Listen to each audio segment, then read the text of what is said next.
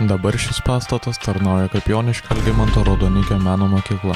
Tačiau prieš tapdamas Joniškio meno mokyklos namais, dabartinis mokyklos pastatas turėjo kitą paskirtį.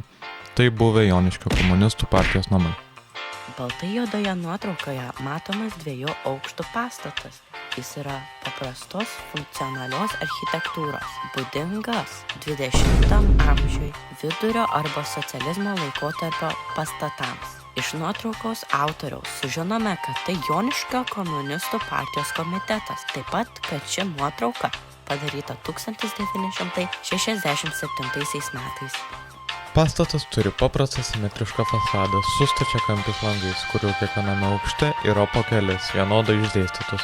Įėjimas į pastatą pabrėžtas portiku su stogu, o virš jo matomas apskritas portretas su to laikotarpio komunizmo lyderio Lenino atvaizdu.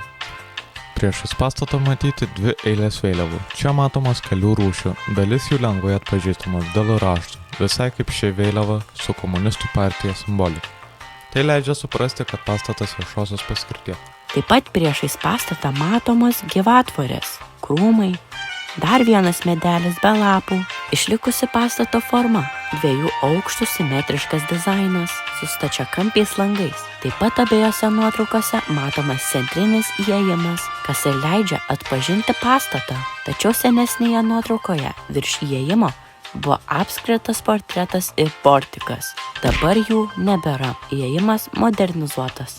Langai pakeisti į naujesnius, plastikinius. Nebėra vėliavų, tų pačių krūmynų. Viduryje atsirado takelis, dar prisodinta daugiau augalų. Dabar šalia pastato matomi dideli medžiai, po langais maži dekoratyviniai krūmynai, ko seniau nebuvo. Priešais pastatą nuotraukos kampe matomas dar vienas didesnis krūmynas. Apibendrinus, pastatas atnaujintas, pritaikytas šiuolaikiniams poreikiams, tačiau išlaikyta originali struktūra.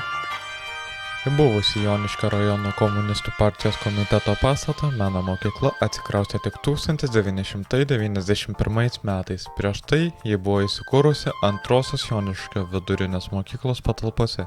Šiandien Joniškio Raudonikio meno mokykla yra aktyvus kultūros centras, organizuojantis koncertus, parodas ir kitus renginius, kurie pritraukia ne tik vietos gyventojus, bet ir svečius iš kitų miestų. Šis pastatas yra architektūrinis paminklas, atspindintis 20 amžiaus pradžios architektūros stilių. Jo unikalus dizainas ir istorinė reikšmė praturtina Joniškio miesto kultūrinį paveldą. Taigi šiandien iš mūsų būtų tiek. Ačiū už dėmesį ir viso gero.